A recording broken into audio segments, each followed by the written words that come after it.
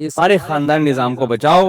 ہماری نسلیں یہ فلمیں دیکھیں گی تو ہماری نسلوں میں جو بہویں آئیں گی وہ میل آئیں گی, سوری ہاں میل بہویں آئیں گی اور فیمیل داماد آئیں گے ہمارے یہاں. یہ ہم برداشت نہیں کر سکتے. اور کوئی بھی لبرل آدمی بھی جس میں تھوڑی سی غیرت رہ گئی ہو وہ بھی یہ برداشت, جناب میاں شہباز شریف صاحب خود بھی یہ برداشت نہیں کریں گے کہ میرے بچے یہ فلمیں دیکھ کے بگڑے. وہ کام تو نہ کرو جو کوئی خدا کی قسم نہ کوئی گدھا کرتا ہے نہ کوئی گھوڑا کرتا ہے. اچھا کمال کی بات یہ ہے کہ یہ جو اس طرح کی تحریکیں چلا رہے ہیں نا, یہ سمجھتے ہیں کہ ہم اس میں خواتین کے حقوق کا تحفظ کر رہے ہیں یا خواجہ سراؤں کے حقوق کا تحفظ کر رہے ہیں. حقیقت یہ ہے کہ اس میں خواجہ سراؤں کے اور خواتین کے حقوق کا بھی بیڑا غرق ہو رہا ہے. مفتی طارق مسعود کے بیانات کے لیے مفتی صاحب کے آفیشیل چینل مفتی طارق مسعود سپیچز کو سبسکرائب کریں. حالیہ دنوں میں ایک فلم جس کا نام جوائے لینڈ ہے وہ پاکستان کے سینماؤں میں چلنے کے لیے آئی ہے. اس فلم کو دنیا میں بہت ایوارڈز مل چکے ہیں. اس فلم میں ایک آدمی جو کہ شادی شدہ ہے اسے اسٹیج ڈانسر خواجہ سرا جو کہ اصلی میں ایک مرد ہے لیکن عورت بنا ہوا ہے اس سے عشق ہو جاتا ہے, جو کہ ہم جس پرستی ہے اسے دکھایا گیا ہے. سوشل میڈیا پر اس کے خلاف آواز اٹھانے پر گورنمنٹ پر دباؤ آیا تو پنجاب گورنمنٹ نے اس پر پابندی لگا دی, لیکن یہ پابندی ہٹوانے کے لیے مافیا سرگرم ہے. سوشل میڈیا پر اس حوالے سے منظم کیمپین چلانے کی ضرورت ہے. اس پر تھوڑی گفتگو فرما دیں. خواجہ سراؤں سے عشق ہو رہا ہے, فیلنگ چینج کروانے کی کوشش ہو رہی ہے اور کچھ بھی نہیں ہے. جب ایک دفعہ آپ کی فیلنگز چینج ہو گئیں تو آپ کا خاندانی نظام کیا ہو جائے گا؟ تباہ و برباد. دیکھو اس کا صرف مذہب سے مسئلہ نہیں ہے. مذہب کی تعلیمات تو چاہے وہ یہودی مذہب ہو, چاہے عیسائی مذہب ہو, چاہے اسلام ہو. آپ کو پتہ ہے یورپ میں پادریوں نے بھی اس کے خلاف آواز اٹھائی ہے اور یہودیوں نے بھی اس کے خلاف آواز اٹھائی ہے, ہومو سیکچولیٹی کے خلاف. کیونکہ جو بائبل ہے نا, لوط علیہ السلام کا واقعہ بائبل میں بھی ہے, آپ پڑھ سکتے ہیں. تورات میں بھی یہ واقعہ ہے. تو اس پر عیسائیت, یہودیت اور اسلام میں تو کوئی کنفیوژن نہیں ہے. میں نے ابھی پورا بیان اس پر کیا ہے نا کہ آپ اگر مہذب چاہتے ہو نا, انسان تہذیب یافتہ ہو کے چلے, تو مذہب کے علاوہ آپ کے پاس آپشن ہے نہیں, ورنہ تو بیڑا غرق ہو جائے گا. اچھا کمال کی بات یہ ہے کہ یہ جو اس طرح کی تحریکیں چلا رہے ہیں نا, یہ سمجھتے ہیں کہ ہم اس میں خواتین کے حقوق کا تحفظ کر رہے ہیں یا خواجہ سراؤں کے حقوق کا تحفظ کر رہے ہیں. حقیقت یہ ہے کہ اس میں خواجہ سراؤں کے اور خواتین کے حقوق کا بھی بیڑا غرق ہو رہا ہے. انسانیت کی تباہی ہے اس میں. جو لوگ مذہب کو نہیں مانتے, میں صرف ان سے ایک بات کروں گا کہ آپ ٹھیک ہے مذہب کو ایک طرف رکھیں, آپ کم از کم انسانیت پر تو جمع ہو جائے نا سب لوگ. مجھے ایک بات بتاؤ, عورت کو مرد کی ضرورت ہے یا نہیں کہ اس کو مرد کی محبت ملے؟ یہ ہے یا نہیں ہے؟ جب مردوں میں یہ ہومو سیکشولیٹی, جب آپ خواجہ سرا کی طرف چلے گئے نا, خواجہ سرا کی جس میں مردانہ علامتیں زیادہ ہیں. دیکھو خواجہ سرا دو طرح کے ہوتے ہیں, ایک وہ جن میں عورت والی علامتیں زیادہ ہیں, تو شریعت میں وہ عورت ہی کاؤنٹ ہوں گے. ان کے سارے حقوق کون سے ہیں؟ عورت کے حقوق ہیں. اور کچھ وہ ہوتے ہیں جن میں مردوں والی علامتیں زیادہ ہیں, تو وہ کیا کاؤنٹ ہوں گے؟ مرد. اب اگر ایسے خواجہ سرا سے آپ کا ریلیشن ہوگا تو اس کا مطلب کیا ہے کہ آپ فطرت سے ایک اسٹیپ اس طرف چلے گئے. اب اگلا اسٹیپ کیا ہے؟ جو بالکل مرد ہوگا آپ کے دل میں اس کے لیے بھی فیلنگز پیدا ہوں گی. جب آپ ہیروئن پینا شروع کرتے ہو تو پہلے چرس کے عادی بنتے ہو, اس کے بعد کہاں آتے ہو؟ ہیروئن کے. ڈائریکٹ ہیروئن نہیں پی جاتی. تو اتنی بات تو ہے کہ جب مردوں میں عورت کے لیے فیلنگ کم ہونا شروع ہو جائیں گی, ختم ہونا شروع ہو جائیں گی, تو عورت کو جس قسم کی مرد سے محبت چاہیے وہ محبت ملے گی اس کو؟ بولو نا کیا ہو گیا؟ نہیں ملے گی وہ اس کو. تو جن عورتوں میں یہ آپ کہہ سکتے ہیں کہ بھئی عورت کے لیے بھی تو فیلنگ ہوتی ہے, میجورٹی میں ایسا نہیں ہوتا. ایسے لوگ کسی سوسائٹی میں 1%, 2%, بہت زیادہ زور لگا لو تو 10% ہو جائیں گے نا. تو 90% کے لیے کیا کر رہے ہو آپ؟ ان 90% کو کس کی بھیٹ چڑھا رہے ہو آپ؟ تو مرد کے دل میں جب تک عورت کی رغبت نہیں ہوگی تو وہ عورت کی طرف مائل نہیں ہوگا, وہ اس سے محبت نہیں کرے گا, وہ اس کے حقوق ادا نہیں کرے گا, اس کے لیے تھکے گا نہیں وہ. تو نہ اس میں عورت کے حقوق کا تحفظ ہے, نہ اس میں خواجہ سراؤں کے حقوق کا تحفظ ہے. خواجہ سراؤں کا تو اسلام نے 2 اور 2 4 کی طرح بیان کیا ہے کہ مرد والی علامتیں زیادہ ہیں اس کا عورت سے نکاح جائز ہے، عورت والی علامتیں زیادہ ہیں اس کا مرد سے نکاح جائز ہے۔ اب سوال پیدا ہوتا ہے جس میں مردانہ علامتیں ہیں لیکن اس کی عورت کی طرف رغبت ہی نہیں ہے تو وہ کیا کرے؟ ہم اس کو مرد سے تعلق قائم نہیں ہونے دیں گے۔ اس کی وجہ یہ ہے کہ ایسے لوگ سوسائٹی میں بہت تھوڑے ہیں، ان تھوڑوں کی وجہ سے مرد کو خراب کرنے کی اسلام اجازت نہیں دیتا۔ اسلام کیا ہے؟ آپ کی فطرت اور آپ عقل بھی اجازت نہیں دیتی۔ قانون میجورٹی کو دیکھ کے بنائے جاتے ہیں، چند لوگوں کی فیلنگز کو دیکھ کے نہیں بنائے جاتے۔ آپ کے گھر میں کوئی ایسا شخص آ گیا جس کی لڑکے کی طرف رغبت ہے، آپ اپنے بیٹے کو بچاؤ گے اس سے، کیوں؟ آپ کا تیری رغبت ہے نا، میرے بیٹے کی تو نہیں ہے، میں اپنے بیٹے کو کیوں خراب کروں؟ ابھی تک تو یہ شادی کی بات کرتا ہے لڑکی سے، تیرے ساتھ رہے گا تو اس کی نیچر کیا ہو جائے گی؟ چینج ہو جائے گی۔ اب آپ اس کی فیلنگ کا خیال کرو گے یا اپنے گھر کو، خاندان کو تباہ ہونے سے بچاؤ گے؟ تو اسی طرح یہ جو چند تھوڑے سے لوگ ہیں، ان کے لیے فلمیں بھی بن رہی ہیں، ان کے لیے دنیا میں قانون سازی بھی ہو رہی ہے۔ یہ نہیں دیکھا جا رہا کہ یہ 1% ہیں، ان کا اگر یہ حق مان لیا جائے بالفرض، یہ مان لیا جائے کہ یہ ان کا حق ہے کہ ان کو سیکس کی اجازت دی جائے، لڑکے سے کریں یا لڑکی سے کریں، تو اگر ان کو اجازت دے دی جائے تو وہ 99% کیا ہو رہے ہیں؟ ان کی وجہ سے خراب ہو رہے ہیں۔ آپ کہہ سکتے ہیں کہ نہیں ہوں گے خراب، وہ نہ کریں یہ کام۔ دیکھو سوسائٹی میں جب کوئی برائی پھیلتی ہے نا اور کوئی روک تھام نہ ہو تو ہر آدمی کی خواہش ہوتی ہے میں ایک دفعہ یہ برائی کر کے دیکھوں۔ یہ گورنمنٹ کنٹرول کرتی ہے دیکھو چرس اور ہیروئن کی کیوں غیر قانونی ہے یہ؟ آپ کسی بھی کنٹری میں کھلے عام اس کو ہیروئن کو پھیلا کیوں نہیں دیتے؟ جس نے پینی ہوگی پیے گا، نہیں پینی ہوگی تو نہیں پیے گا۔ کیوں نہیں کرتے؟ آپ کو پتا ہے کہ اگر ہم نے اس کو پھیلا دیا تو 90% لوگ خراب ہو سکتے ہیں اس کے ذریعے۔ ٹرائی کے چکر میں سوسائٹی کیا ہو جائے گی؟ برباد۔ اصل میں بہت تھکنے لگا ہوں آج کل نا، بیان کر کر کے کھوپڑی آؤٹ ہونا شروع ہو جاتی ہے، اس لیے میں اس ٹائم پہ تھوڑا میں نے چھٹے لگانا شروع کر دی ہیں۔ تو اب دیکھو ایک آدمی کے پاس روزگار نہیں ہے، سمجھو میری بات، بے روزگار ہے، اس کو کہیں سے ہیروئن کی پڑیا مل گئی، وہ کہتا ہے چلو میں یہ بیچ کے گزارا کرتا ہوں۔ گورنمنٹ اس کو کرنے دے گی؟ گورنمنٹ کہے گی آپ کی ضرورت کا ہم کوئی آلٹرنیٹ تلاش کریں گے، لیکن ایک آپ کے لیے ہم کسی دوسرے شخص کو ہیروئن اور چرس کا عادی نہیں بنا سکتے۔ اب یہاں کوئی عقل مند اٹھے اور کہے کہ یار وہ آدمی جب اپنی مرضی سے پی رہا ہے، اپنی مرضی سے ہیروئن پی رہا ہے، تو ہیومن رائٹس کا تقاضا یہ ہے کہ ہر شخص کو اپنی ذات پہ کنٹرول ہونا چاہیے۔ تو اس کو بھی ہے کہ وہ پیے نہ پیے، یہ آپ کا ہیڈک تھوڑی اس کا ہیڈک ہے۔ ہم کیا کہیں گے کہ ہم ہیومن کو کوئی ایسا کام نہیں کرنے دیں گے جو اس کے لیے بھی لازمی نقصان دے اور پھر یہ جرم اس کا آگے متعدی ہو، کیونکہ جب یہ ہیروئن پیے گا دوبارہ اس کو چاہیے، جب چاہیے تو ہیروئن کا بزنس آہستہ آہستہ پروموٹ ہوگا۔ رسد سپلائی اور ڈیمانڈ سے ہی تو کوئی بزنس بڑھتا ہے، تو کل بہت سارے لوگ اس میں انوالو ہو جائیں گے، پھر اس کی دیکھا دیکھی اور بھی ہیروئن پینا شروع کر دیں گے، پھر دودھ شہد ان چیزوں کی ویلیو سوسائٹی میں ختم، دودھ کا بزنس ختم، شہد کا بزنس ختم، وہ سارے روڈ پہ آ جائیں گے۔ تو اب مجھے ایک بات بتاؤ، جن لوگوں کی فیلنگ اڑی ترچھی چل رہی ہیں، ان کی فیلنگز کے چکر میں اس قسم کی فلموں کو سینما گھروں میں دکھایا جائے اور اس چیز کو پروموٹ کیا جائے تو اور بھی لوگوں کی فیلنگز آہستہ آہستہ چینج ہوں گی۔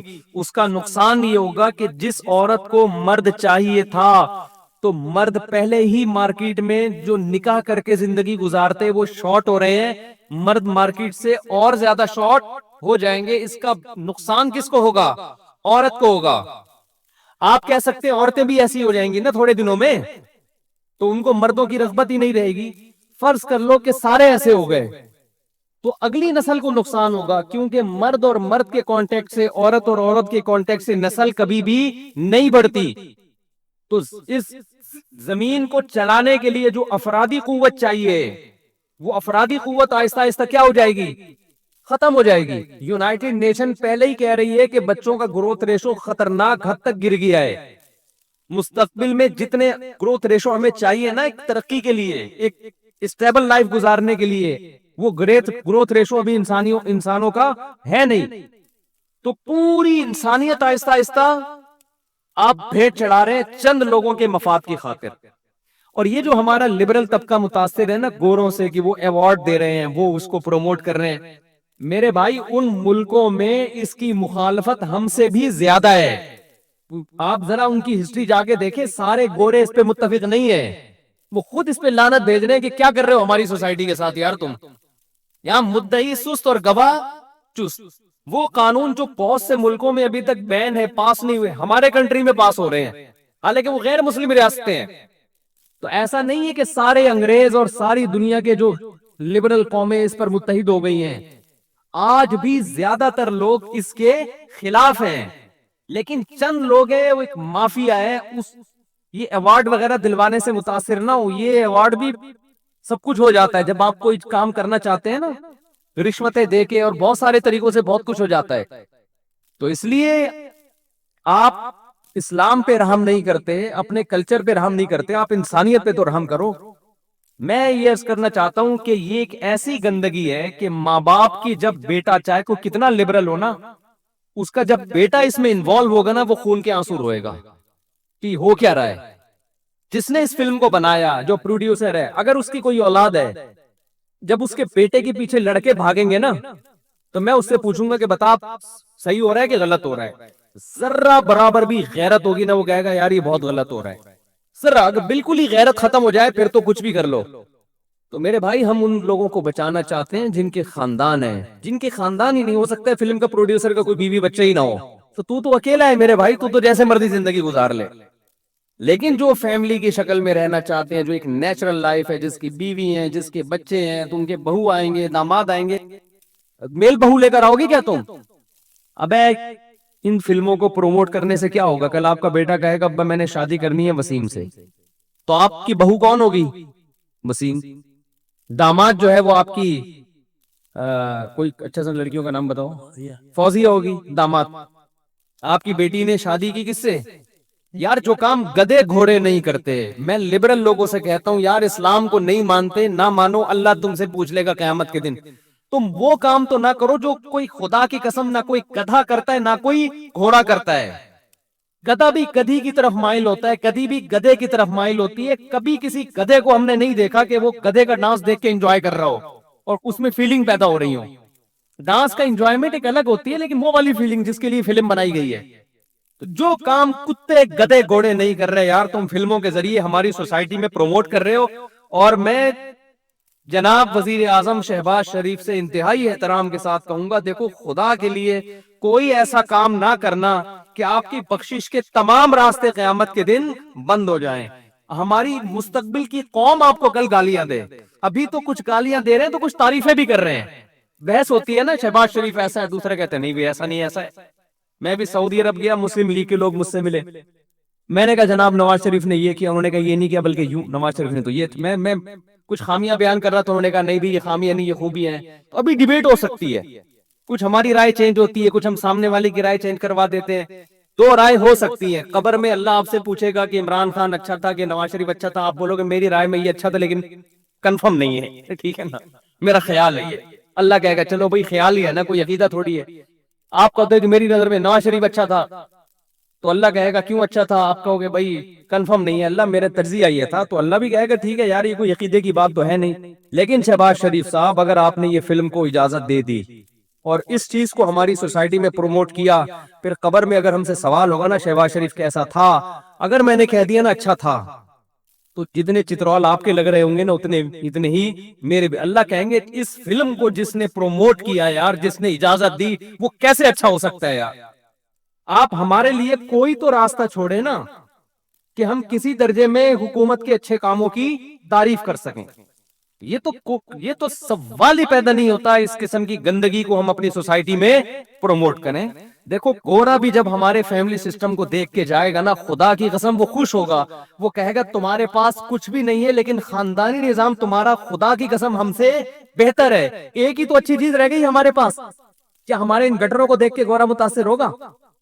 کراچی کے گٹر کے ڈھکن, بغیر ڈھکن کے گٹر دیکھ کے متاثر ہوگا گورا؟ بولو نا کیا ہو رہا ہے. کیا ہمارے رنگ کو دیکھ کے متاثر ہوگا؟ وہ کہے گا میں گورا ہوں, تم تو اتنے گورے نہیں ہو. کیا ہماری صحتوں کو دیکھ کے متاثر ہوگا؟ بولو ہمارے ہسپتالوں کو، سول ہاسپٹل کا حال دیکھ لو آپ جا کے، ایک ہفتے سے ایک آدمی اپنے باپ کو لے کے روڈ پہ بیٹھا ہوا ہے. یہ گورنمنٹ ہسپتالوں کا حال ہے، صرف سول کا نہیں، سارے ہسپتالوں کا. پان کی پی کے آپ کو ہسپتالوں میں نظر آئیں گی. بستر پہ لیٹتے ہوئے آدمی ڈرتا ہے، پتہ نہیں کن کن مریضوں کو یہاں لٹایا ہوگا بغیر دھلے، واللہ عالم کیا حال ہو رہا ہے. تو کیا وہ اس سے متاثر ہوگا؟ میں تھائی لینڈ کے ہاسپٹل میں گیا، ایسا دل چاہ رہا تھا لیٹ جائے آدمی یہاں پہ، یار اللہ معاف فرمائے ہسپتال میں لیٹنے سے بچائے، لیکن دل چاہ رہا تھا. اتنا خوبصورت ہسپتال، اتنا زبردست مینٹین کیا ہوا انہوں نے. وہ ماحول ہمارے گھر کا نہیں ہوتا جو ہسپتالوں کا ماحول ہے. کیا وہ ہماری ٹرینوں سے متاثر ہوگا؟ کیا وہ پی آئی اے سے متاثر ہوگا؟ بجلی کے بلوں سے متاثر ہوگا؟ جتنی استعمال ہو رہی ہے آپ پتہ نہیں کیوں ڈبل بل رہا ہے. کوئی کنڈے پہ سیٹ ہو گیا تو قیامت تک کنڈے پہ ہی چل رہا ہے. وہ ایسے لوگ ہیں 4 اے سی گھر میں لگائے ہوئے جھونپڑیوں میں. میں نے کہا یار تم اس اے سی کا بل کیسے کہہ رہے؟ کنڈا سسٹم ہے، گورنمنٹ نے 500 روپے رکھے ہوئے ہر مہینے، تو 500 روپے دے دو، جتنے مرضی اے سی چلاؤ یار آپ. یہ تو دھاندلی ہے یار. اس سے متاثر ہوگا وہ؟ کیا آپ کی ترقی سے متاثر ہوگا کہ ہمارے سائنسدان پاکستان میں خلائی سیاروں پہ بھی، ہم شہباز شریف کے دور میں، ہم عمران خان کے دور میں چاند کی باتیں ہو رہی تھی، اب ہم ترقی کر کے مریخ کے بارے میں سوچ رہے ہیں. کسی چیز سے گورا متاثر نہیں ہوگا. ایک چیز ہمارے پاس رہ گئی ہے، ہمارے بیوی بچے اور خاندانی نظام. عورتیں شوہر سے وفا کرتی ہیں، میاں بیوی سے وفا کرتا ہے، مار کھاتا ہے پھر بھی برداشت کرتا ہے. ساس کا احترام ہے، سالوں کا احترام ہے، چچے ہیں، ماموں ہیں، خالہ ہیں، پھپھی ہیں، عید ہے، بقرعید ہے. انگریز کرسمس مناتا ہے گرل فرینڈ کے ساتھ، ابا اماں کو ایک آدھ کیک بیچ دے گا زیادہ اس دن. ہمارے ہاں تو بھائی عید اماں کے بغیر ہوتی نہیں ہے. سارے بہن بھائی جمع ہوتے ہیں، بہویں داماد جمع ہوتے ہیں. تو ایک ہی چیز تو ہمارے پاس رہ گئی ہے میرے بھائی، جو ایک تھوڑا بہت سیٹ اپ بنا ہوا ہے، ادب تمیز تہذیب، اس کا بھی بیڑا غرق ہو رہا ہے. اس کا بھی بیڑا غرق ہو رہا ہے. اچھا کمال کی بات یہ کہ اس بے ادبی کو ہم وہاں سے امپورٹ کر کے اس پہ فخر بھی کر رہے ہیں. میں بھی کسی کا لیکچر کوئی شارٹ کلپ کسی نے بھیجا، انہوں نے کہا کہ میں جب یورپ میں کہیں تھا یا امریکہ میں تھا تو ٹیچر سے میں نے سوال کیا تو وہاں کھڑے ہو کر سوال کیا تو لوگ ہنستے ہیں، تو کیونکہ وہاں آزادی ہے، آپ جیسے چاہے سوال کریں. بھائی ادب اور آزادی کو آپ نے کیا کر دیا ہے؟ خلط ملط کر دیا ہے. اس کا آزادی غلامی سے کیا تعلق ہے؟ ٹیچر کے احترام میں اگر آپ کھڑے ہو گئے تو کیا اس میں یار؟ یعنی جو ہماری خوبی ہے، ٹیچر کا ایک احترام ہے کہ ایک طالب علم کھڑے ہو کر ٹیچر سے سوال کر رہا ہے ادب میں، احترام میں، اس کو بھی آپ ایک عیب بنا کے پیش کر رہے ہو یار. اتنا گورے سے متاثر ہو گئے، اس میں کیا غلامی آزادی کی بات ہے؟ ایک آدمی آزاد ہے، باپ کے سامنے پاؤں ٹانگے منہ کی طرف کر کے لیٹتا ہے، اور آپ کو یہ آزادی ہے. ہمارے ہاں تنگ ذہنیت، باپ گھر میں آئے گا تو سارے تمیز سے بیٹھ جائیں گے. اور یار یہ غلامی اس آزادی سے کروڑا بہتر ہے. باپ کو باپ تو سمجھا جا رہا ہے نا. تو عجیب دماغ خراب ہو گیا ہے. میں تو حیران ہو رہا ہوں، یہ کون جا کے ادھر کو رہی ہے؟ ایک تمیز تو بچی ہے سوسائٹی میں، وہ تمیز بھی مارکیٹ سے کیا کر رہے ہو تم؟ شارٹ کر رہے ہو. ٹھیک ہے کوئی ضروری نہیں ہے کھڑے ہو کے بات کریں، بیٹھ کے بھی ہے، لیکن اگر کوئی کھڑے ہو کر کہیں کلچر بن گیا ہے تو کیا ہے اس میں؟ کیا جا رہا ہے؟ ہر چیز میں گورے کو پتہ نہیں کیا بنا لیا یار تم لوگوں نے. تو ہمارے پاس کچھ بھی نہیں ہے سوائے ایک خاندانی نظام کے. تو شہباز شریف سے میں گزارش کروں گا کائنڈلی پلیز آپ اس فلم کو پروموٹ نہ کریں، تاکہ کبھی ہم بھی آپ کی تعریف کرنا چاہیں تو کر سکیں. ہم کہیں جناب شہباز شریف نے بڑا اچھا کام کیا تھا، ایک ایسی فلم کو سینما گھروں میں چلنے سے روک دیا. یہ سارا کریڈٹ کس کو جاتا ہے؟ شہباز شریف. سمجھتے ہو کہ نہیں سمجھتے؟ تو ہم بھی تعریف کر سکیں گے. ہمارے خاندان نظام کو بچاؤ. ہماری نسلیں یہ فلمیں دیکھیں گی تو ہماری نسلوں میں جو بہویں آئیں گی وہ میل آئیں گی، میل بہویں آئیں گی اور فیمیل داماد آئیں گے ہمارے ہاں. یہ ہم برداشت نہیں کر سکتے. اور کوئی بھی لبرل آدمی بھی جس میں تھوڑی سی غیرت رہ گئی ہو، وہ بھی یہ برداشت، جناب میاں شہباز شریف صاحب خود بھی یہ برداشت نہیں کریں گے کہ میرے بچے یہ فلمیں دیکھ کے بگڑے. تو اس لیے اس کے خلاف احتجاج کریں، سوشل میڈیا پہ بھرپور احتجاج. کوئی کنٹروورسی پھیلانے کی ضرورت نہیں ہے، کوئی مار دھاڑ، یہ تو ملک میں اس کی اجازت نہیں، یہ بالکل غلط ہے، خلاف قانون ہے، اس سے نقصان زیادہ ہے فائدے کم ہے، اس کی ہم اجازت نہیں دے رہے. لیکن آپ ٹویٹر پہ، سوشل میڈیا پہ بھرپور طریقے سے احتجاج کرو. اور بہت سے گورے بھی، امریکن بھی اس کے خلاف ہیں. آپ سرچ کر کے ان کی بھی چیزیں، ان کے بھی جو ان کے احتجاج ہے وہ بھی، اس کو بھی شیئر کرو کہ یار جس پہ وہ لوگ احتجاج کر رہے ہیں وہ ہم پروموٹ کیوں کر رہے ہیں؟ سارے اس پہ متفق تھوڑی ہیں. تو کریں گے نا یہ کام, یہ لازمی کریں, یہ نہی عن المنکر ہم پہ فرض ہے. ورنہ ایک دفعہ ایسی فلم چل گئی نا, لوگ تو دیکھتے ہیں, لوگ کیا کہتے ہیں دیکھنے میں کیا جا رہا ہے, ٹرائی تو کرو نا. جس چیز سے روکا جاتا ہے ویسے ہی انسان اس کو دیکھنے پر حریص. تو دیکھ دیکھ کے آہستہ آہستہ آپ کو بھی اپنے محلے میں کچھ ایسے نظر آئیں گے جو اس جیسا تھوڑا سا لگ رہا ہوگا. تھوڑے دنوں میں آپ کی فیلنگ چینج, اور پھر آپ کہو گے مفتی صاحب پتہ نہیں کس قسم کی باتیں کر رہے ہو یار, کس قسم کی باتیں کر رہے ہو. کیا ہو گیا اگر مجھے وسیم سے محبت ہو گئی؟ کیا ہو گیا اگر مجھے داڑھی مونچھوں والا ستار اچھا لگ رہا ہے تو کیا ہو گیا؟ میری اپنی فیلنگ ہے نا, اس میں کیا ہے؟ جب ستار بھی خوش ہے میں بھی خوش ہوں تو مفتی صاحب آپ کو کیوں تکلیف ہو رہی ہے؟ تو آپ لوگ بگڑ جاؤ گے. خدا کے لیے اس بگڑنے سے پہلے پہلے اس فلم کو کیا کروا دو, بین کروا دو, کہ ہم نہیں دیکھیں گے, یہ ہمیں یہ والی نہیں چاہیے. ویسے تو کوئی بھی فلم نہیں چاہیے, لیکن چلو یہ تو پھر بھی اس کم از کم عام فلموں سے فیلنگز تو چینج, بلکہ بھڑک رہی ہیں فیلنگز. جو لڑکیوں کی ہیروئن ہوتی ہے اس سے عشق ہوتا ہے تو اس سے تو بھڑکتی ہیں, وہ بھی غلط ہے, کیونکہ وہ اعتدال سے زیادہ ہو جاتا ہے نا, پھر گناہوں کی طرف جاتا ہے آدمی. لیکن کم از کم نیچر پہ تو رہتا ہے. اعتدال سے شہوت بڑھ جائے گی تو نیچر پہ تو رہے گا نا, اس کا غلط استعمال ہو رہا ہے نیچر کا, اس کی بھی سزا ملے گی. لیکن یہاں تو تمہیں ٹریک سے ہی ہٹا رہے ہیں میرے بھائی, یہ تو فطرت سے ہی ہٹا رہے ہیں. اللہ اس عذاب سے ہم سب کو بچائے. مسجد میں انگلیاں چٹخانا کیسا ہے؟ محمد التمش مہاراشٹر سے.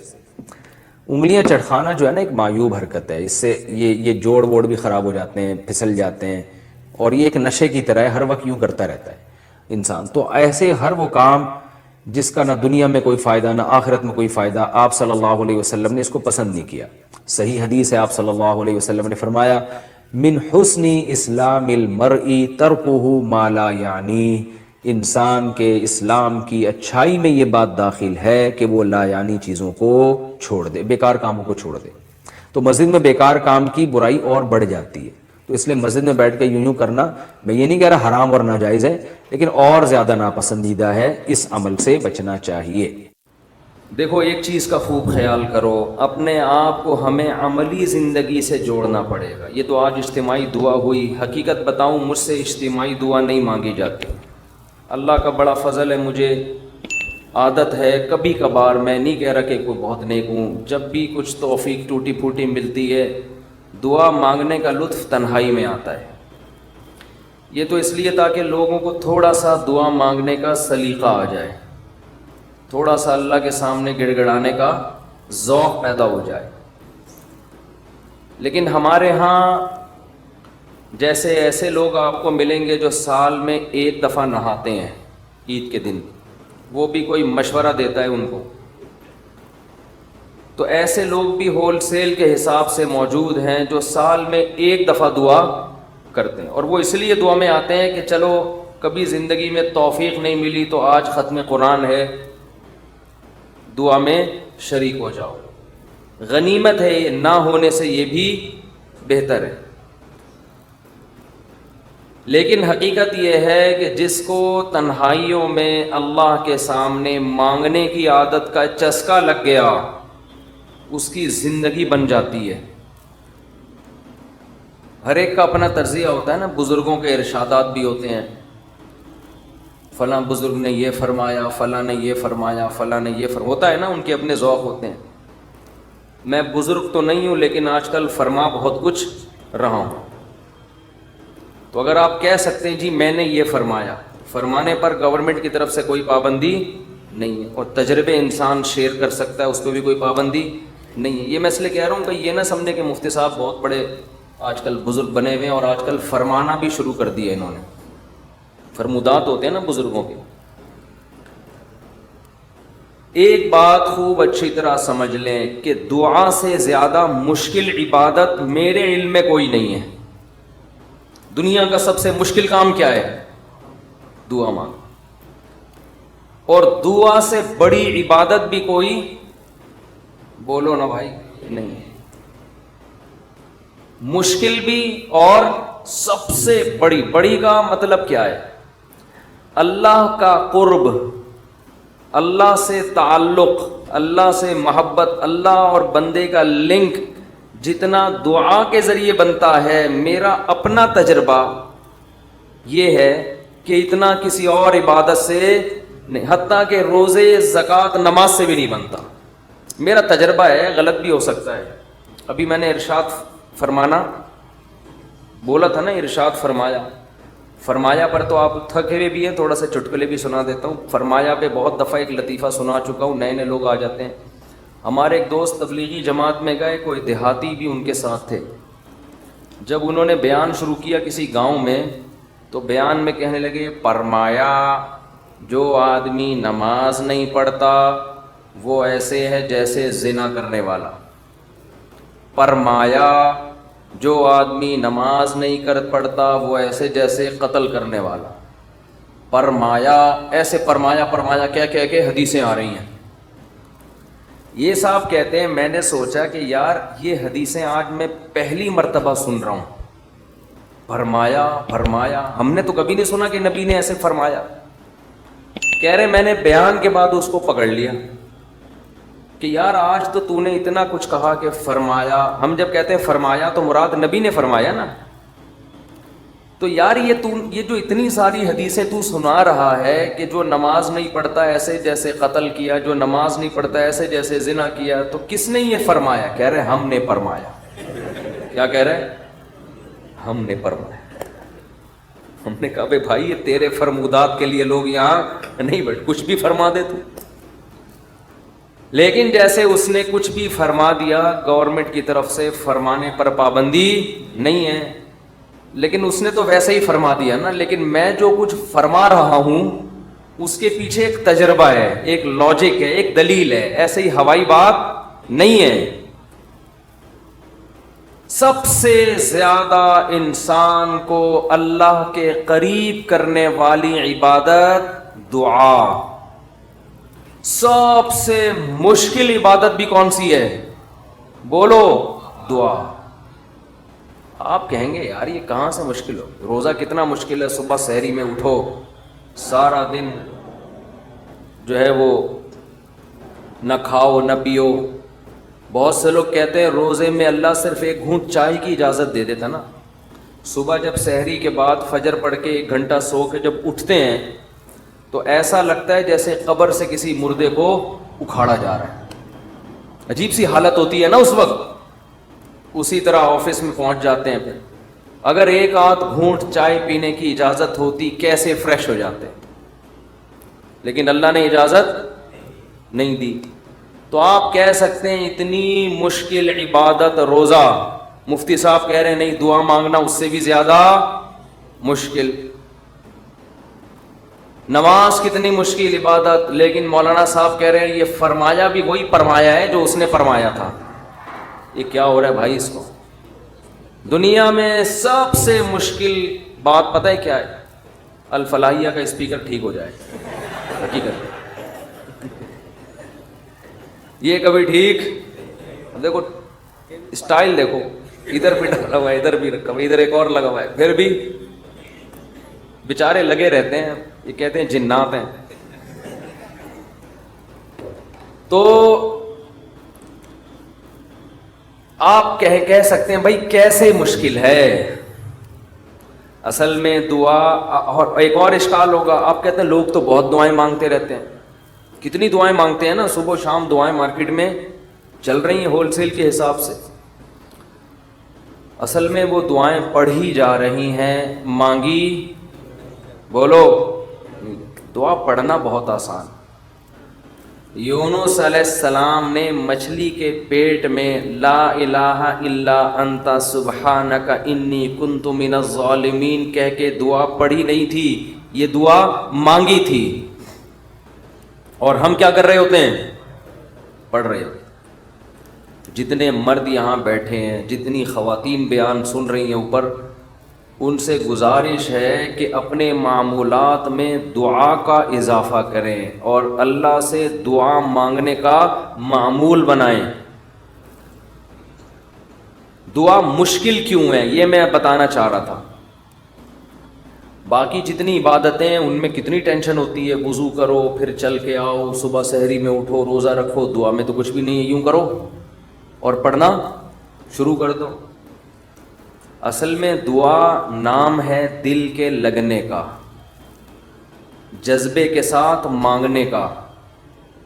شیطان انسان کو یہ باور کراتا ہے کہ تو مانگتا ہے ملے گا تجھے کچھ بھی نہیں، اس لیے مانگتا ہے ہی نہیں، پڑھتا ہے. کیونکہ جب مانگ رہے ہوتے ہیں نا تو پتا ہوتا ہے کہ ملنے والا بولو کچھ بھی نہیں. لیکن چونکہ مسلمان ہیں شاید ٹرائی کر کے دیکھتے ہیں، شاید کچھ ہو جائے، تو زبان تھوڑی گھس جائے گی.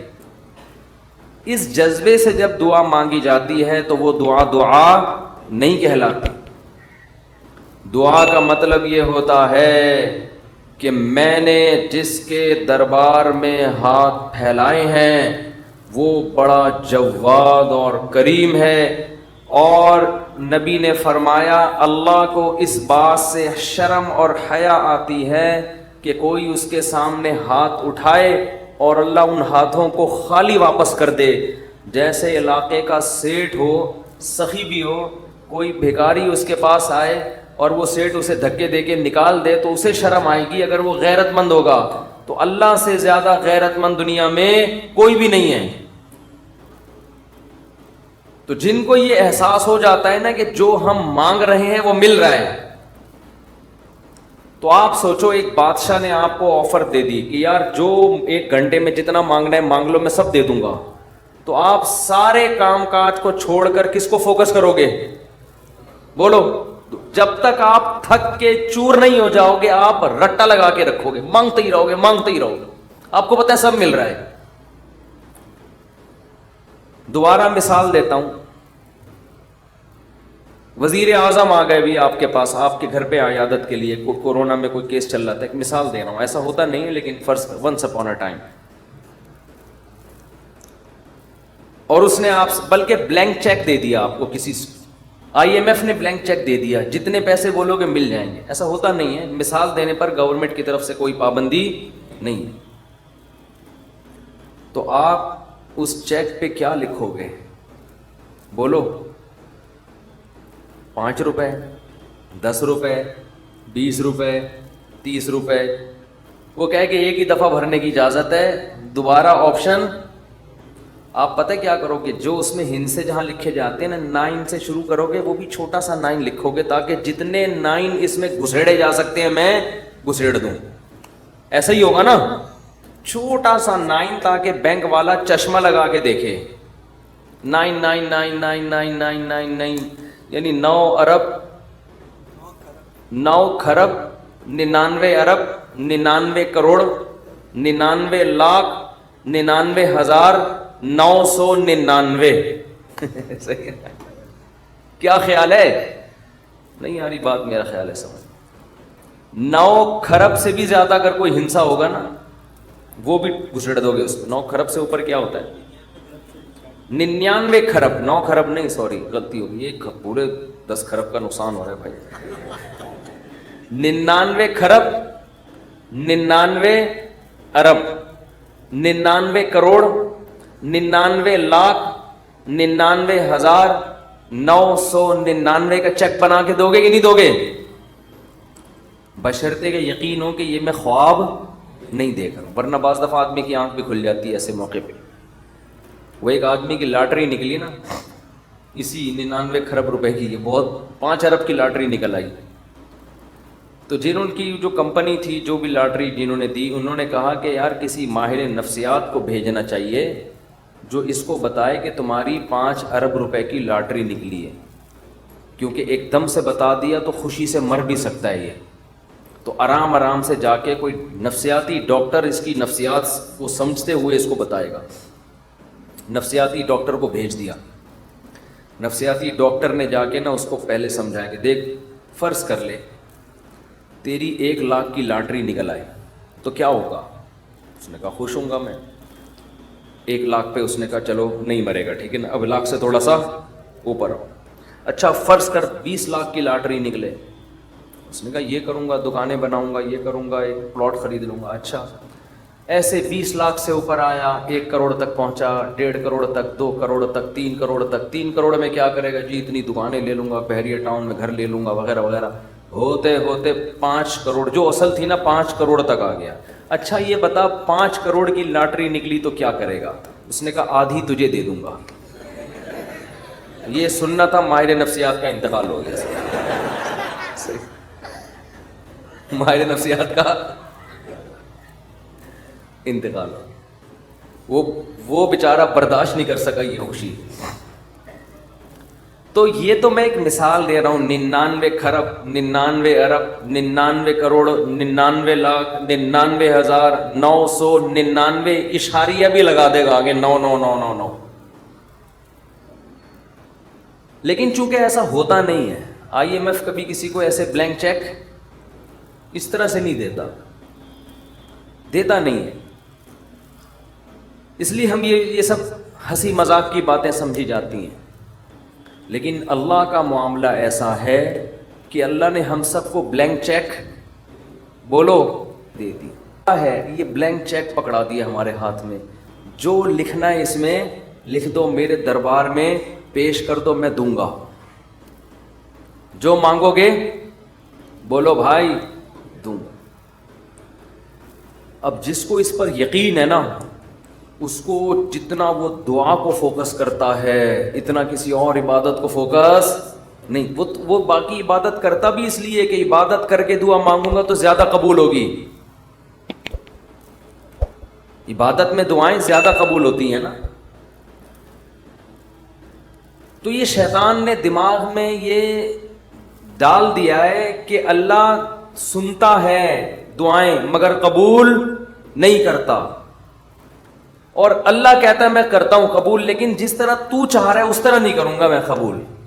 اس طرح کرنا اگر شروع کر دی تو اللہ کا معاملہ ہمیشہ غیب پر ہے. یخشون ربہم بالغیب, جو اللہ سے ڈرتے ہیں بغیر دیکھے, جو اللہ پہ ایمان لاتے ہیں بغیر دیکھے, جنہوں نے جنت پہ یقین کیا بغیر دیکھے, جو جہنم سے ڈرتے ہیں بغیر دیکھے, جنہوں نے عذاب نہیں دیکھا.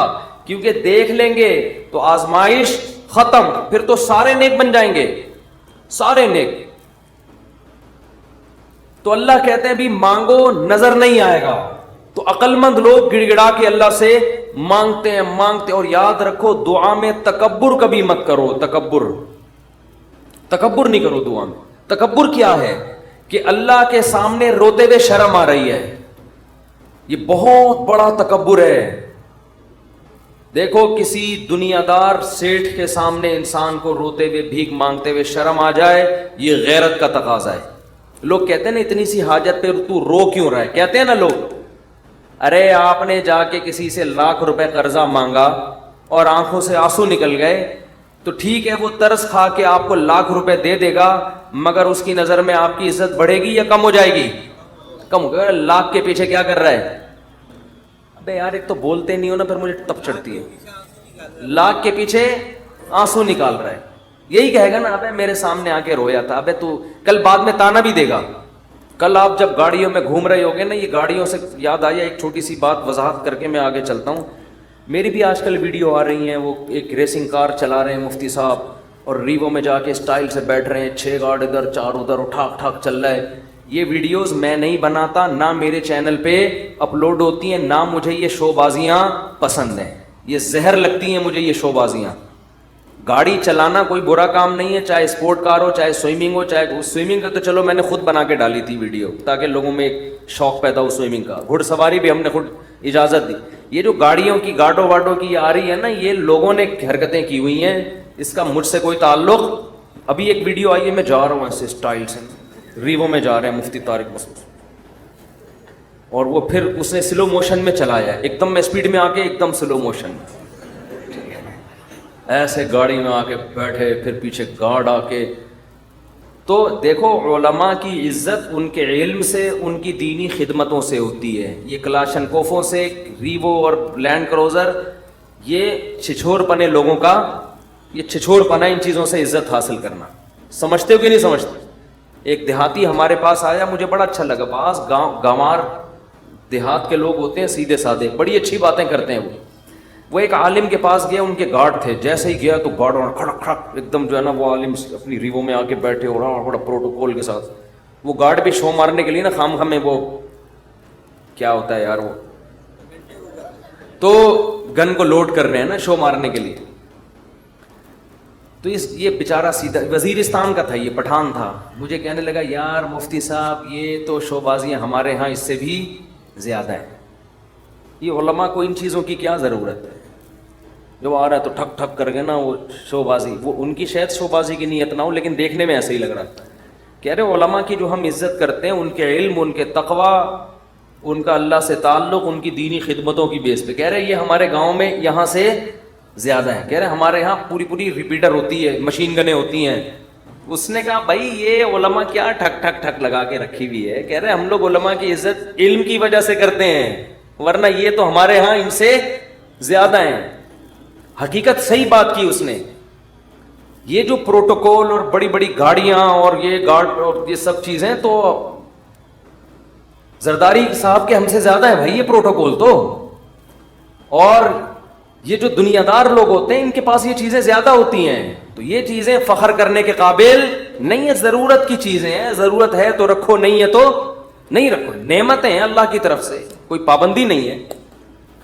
تو یہ جو ویڈیوز میری اس طرح کی آ رہی ہیں یہ میں نے نہیں بنائی, نہ میں نے کسی کو کھڑا کیا ہوا ہوتا ہے کہ کیمرے سے لے کے میری ویڈیو بناؤ پھر سلو موشن میں لے کے آؤ اس کو, وہ بڑی عجیب اسٹائل میں آئیے جا رہے ہیں جی میں جا رہا ہوں, اور جو گاڑی میں چلا رہا ہوں ضروری نہیں کہ وہ میری ذاتی گاڑی ہو.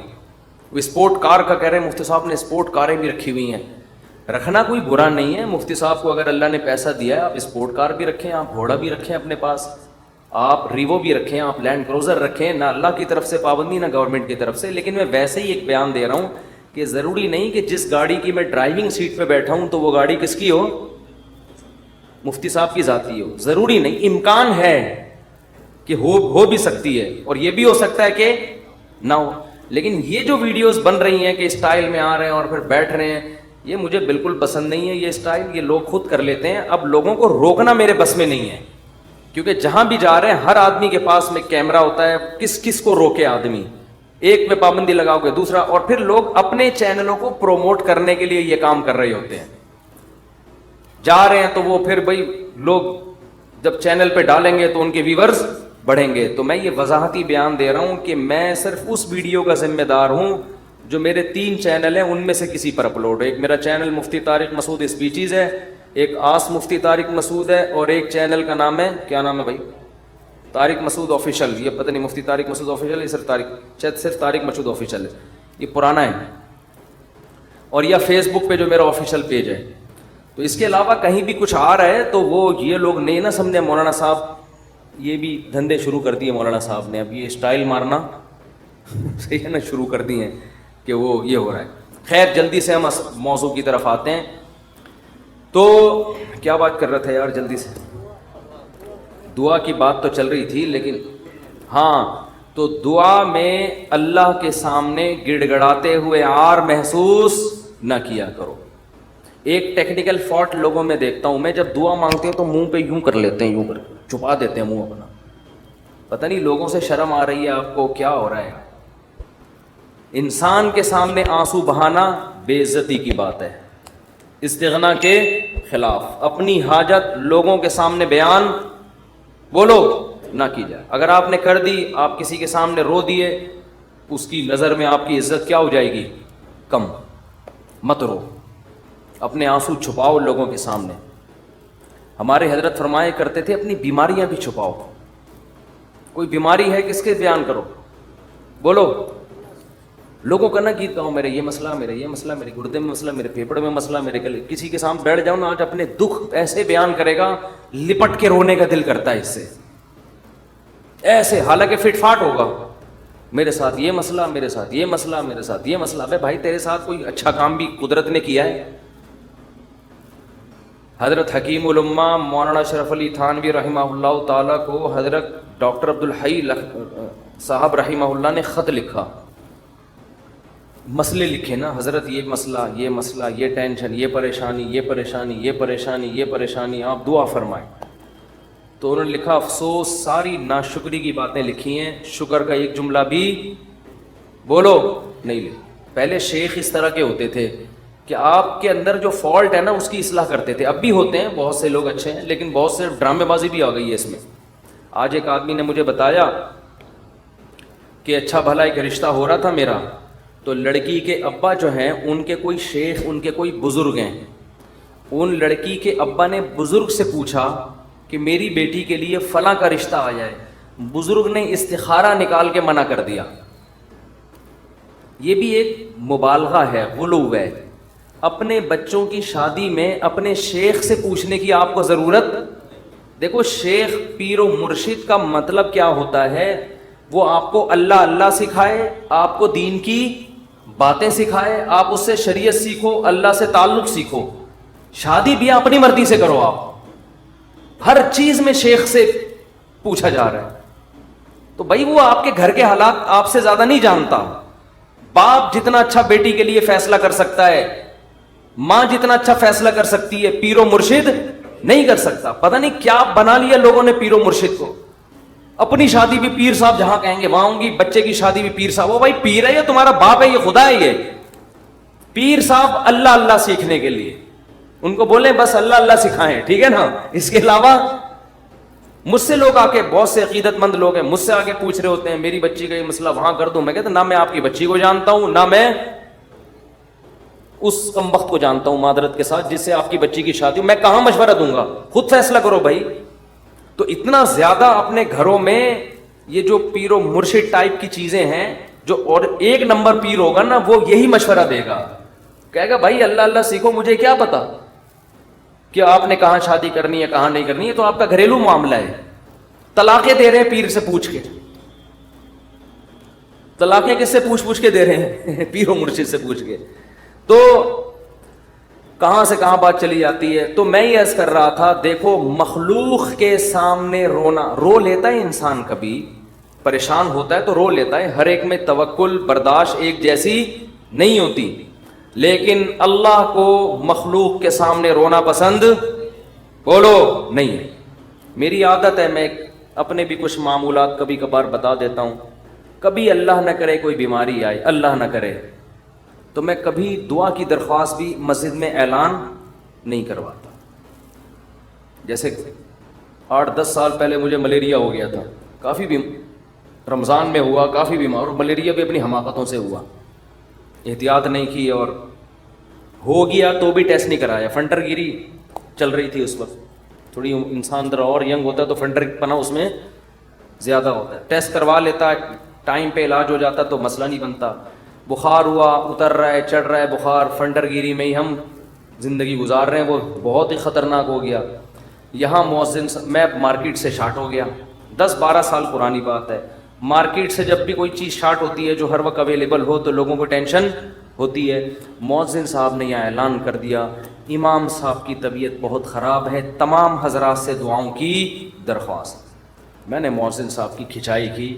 میں نے کہا میں نے آپ کو کہا ہے کہ آپ پبلک کو بتائیں کہ امام صاحب کی طبیعت خراب، کیا ضرورت ہے شور مچانے. طبیعت کا ٹھیک ہونا، طبیعت کا خراب ہونا، یہ سب چیزیں نیچرل ہیں، نارمل ہیں. کبھی ٹھیک ہوگا، کبھی خراب ہوگا، کبھی مرے گا، کبھی جیے گا. ہر چیز کی مسجد سے اناؤنسمنٹ.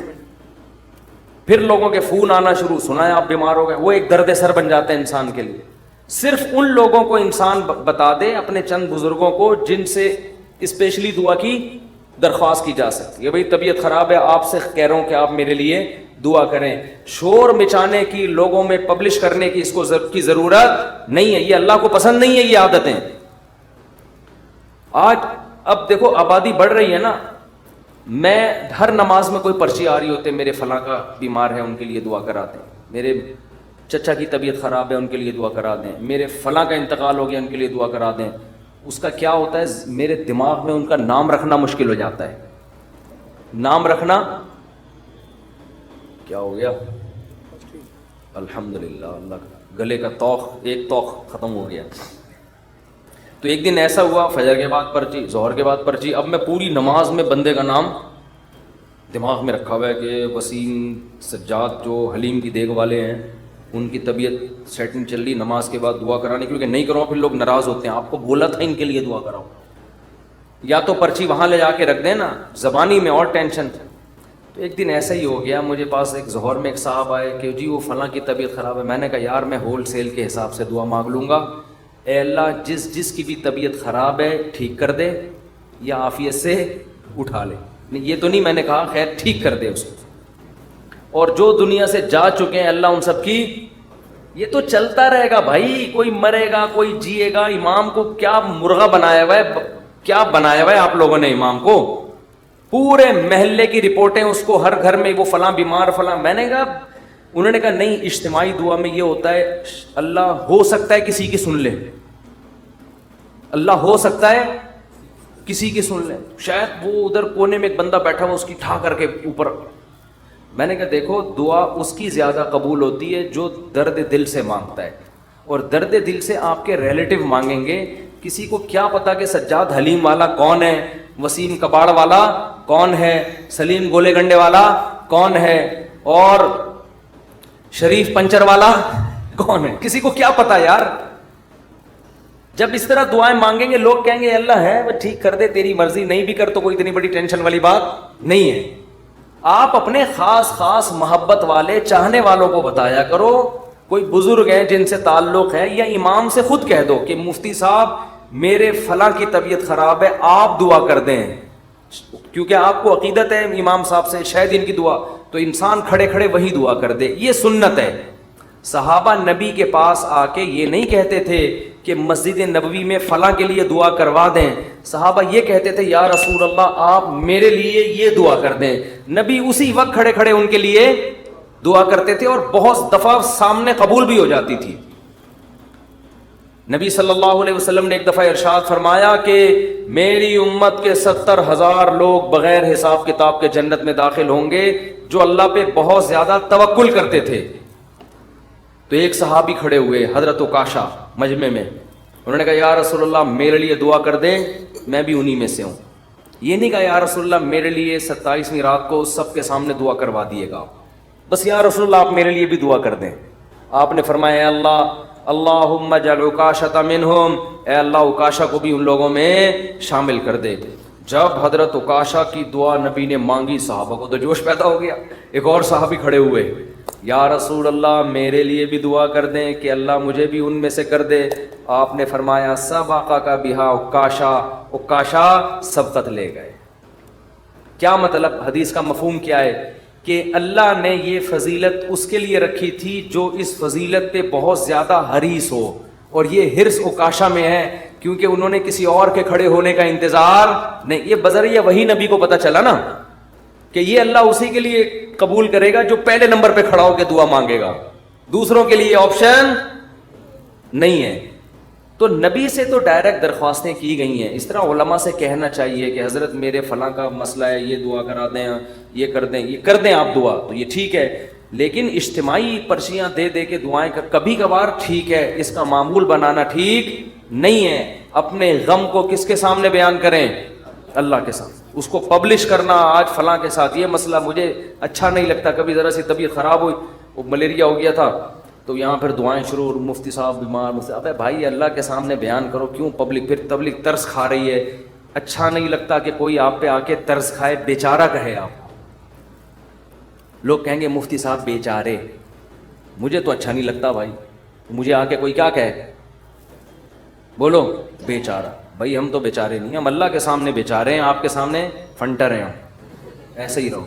تو کون ہے اور کیا ہوتا کون ہے، میں بیچارہ.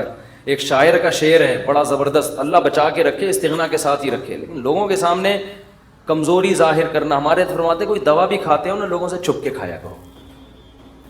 کوئی بھی دوا کھا رہے ہو لوگ اپنی بیماری لوگوں کے سامنے ایسے نکلو، یہ کوئی بیماری نہیں، فٹ فاٹ، بے شک چھپ چھپ کے کچھ بھی کھا رہا ہو، ٹھیک ہے نا. لوگوں کے سامنے مت غم کو ظاہر کرو. تو ایک شاعر نے بڑی اچھی بات کی ہے، رہبوتک خیر من رحموتک، کہ لوگ تجھ سے ڈریں. یہ بھی غلط ہے نا، ظالم سے لوگ ڈرتے ہیں نا، لوگ تجھ سے ڈریں، لوگوں کے دل میں تیرا خوف ہو، یہ غلط ہے. لیکن اس سے بہتر ہے کہ لوگ تجھ پہ ترس کھائیں. نہیں آ رہی بات. دیکھو دو غلط چیزیں ہیں، لوگ آپ سے ڈریں، یہ بھی کیا ہے، غلط. یہ تو ظالم ہونے کی علامت ہے نا، ظلم کر رہے ہو آپ، لوگوں کو ڈرا رہے ہو. لیکن اس نے کہا یہ غلط ہے مگر اتنا نہیں جتنا یہ غلط ہے کہ لوگ آپ پہ ترس کھائیں. یہ زیادہ غلط ہے, یہ آپ کے کمزور ہونے کی, یہ آپ کے بے عزت ہونے کی دلیل ہے. ظالم کی بھی عزت ہو جاتی ہے, ڈر سے ہوتی ہے. مظلوم جس پہ ظلم ہو رہا ہوتا ہے نا, اور وہ رو رہا ہوتا ہے ظالم کے سامنے, اس کی معاشرے میں عزت نہیں ہوتی, اور عزت بڑی چیز ہے. تو ہاں, ہر ایک کو ایک ہی لاٹھی سے نہیں ہانکنا چاہیے, ایک حد تک لوگ برداشت کرتے ہیں, اس کے بعد انسان کے حوصلے پست ہو جاتے ہیں. تو اس لیے ان چیزوں کا معمول ختم کریں. لوگوں کے سامنے مت بتائے کہ نہیں یہ ہو گیا فلان ہو گیا, اللہ کے سامنے روئے انسان, اللہ کے سامنے اپنی حاجت. تو لوگوں کے سامنے اپنا غم بیان کر کے رونے سے عزت بڑھتی ہے یا کم ہوتی ہے؟ کم. اللہ کے سامنے رونے سے, اپنا غم بیان کرنے سے عزت کم نہیں ہوتی, بلکہ اللہ کی نظر میں عزت بڑھ جاتی ہے. ہمارا معاملہ الٹا ہے, پبلک کے سامنے روتے ہیں اور اللہ کے سامنے روتے ہوئے ہمیں شرم آتی ہے. میں نے دیکھا لوگ دعا میں منہ پہ ہاتھ رکھ لیتے ہیں, اگر ان کو کبھی رونا بھی آ رہا ہو, بھائی کھلے عام رو, کوئی مسئلہ نہیں ہے, یہ اللہ کے سامنے رو رہے ہو. ہاں, لوگوں کو دکھانے کے لیے مت رو. آج کل ٹیلی ویژن میں اس قسم کی چیزیں بھی موجود ہیں, پروگرام چل رہے ہوتے ہیں رونے کے, اشتہار لگے ہوتے ہیں ہمارے ہاں, رو رو کے دعائیں مانگی جائیں گی. آدمی حیران ہوتا ہے, تم نے پہلے سے ہی اشتہار لگا دیا اور بالفرض تمہیں رونا نہیں آیا تو پبلک کہے گی تم نے اعلان تو یہ کیا تھا رو رو کے دعائیں مانگی جائیں گی, کم بخت رو کیوں نہیں رہا ہے اب تو یہ ناٹک اور یہ ڈرامے اللہ کو پسند نہیں ہے. اور کمال کی بات یہ ہے کہ ہمارے نبی نے فرمایا اللہ سے رو کے دعا مانگو, رونا نہ آئے تو ٹینشن کی بات نہیں ہے, رونے والی صورت بنا لو, انداز رونے والا ہو, اسٹائل رونے والا ہو, جیسے بھکاری مانگ رہے ہوتے ہیں. دیکھو, رونا نہ آئے اور انداز رونے والا بنا لے, یہ رونے سے بھی زیادہ بہتر ہے, کیونکہ اللہ کہتا ہے کہ اس کے بس میں جو ہے وہ اس نے چھوڑا نہیں ہے. کیونکہ جب رونا آتا ہے تو دعا میں دل لگتا ہے, رونا نہیں آتا تو دعا میں دل نہیں لگتا, پھر بھی انسان مانگتا ہے. یہ ادا اللہ کو زیادہ پسند ہے. بہت مشکل ہے بات سمجھانا, بہت. آج کل لوگ کہتے ہیں نا عبادت میں دل ہی نہیں لگ رہا. ارے عبادت میں دل لگے گا تو وہ تو مزہ آئے گا نا عبادت میں. کمال تو جب ہے جب دل نہ لگے پھر بھی کرو عبادت, پھر بھی عبادت کرے انسان. تو اللہ کے سامنے روتے ہوئے شرم محسوس بولو نہیں کرنی, جیسے اذان کہتے ہوئے شرم نہیں آنی چاہیے.